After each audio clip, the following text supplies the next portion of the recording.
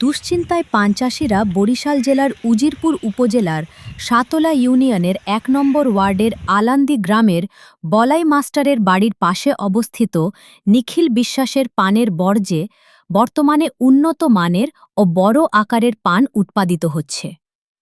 তবে বাজারে পানের দাম কমে যাওয়ায় অন্যান্য পান চাষিদের মতো তিনিও দুশ্চিন্তায় রয়েছেন। নিখিল বিশ্বাস জানান, পানের উৎপাদন ভালো হলেও ন্যায্য মূল্য না পাওয়ায় উৎপাদন খরচ তুলতে হিমশিম খেতে হচ্ছে। সার, কীটনাশক, শ্রমিকের মজুরি ও বরজ রক্ষণাবেক্ষণের ব্যয় বেড়ে যাওয়ায় লোকসানের আশঙ্কা বাড়ছে।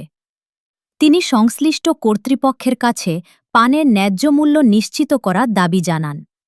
তিনি আরও বলেন, তার বর্জ্যে সুস্বাদু ও বড় আকারের পান পাওয়া যায়। উজিরপুর, বরিশাল, গৌরনদী, আগৈলঝাড়া, কোটালীপাড়া, গোপালগঞ্জ, নাজিরপুর, স্বরূপকাঠিসহ বিভিন্ন এলাকার ক্রেতারা এখান থেকে পান সংগ্রহ করেন। পাইকারি ও খুচরা উভয়ভাবেই পান বিক্রি করা হয়। এই লবণ হজম তৈরি করছি, পান খুব ভালো দেখা যায়।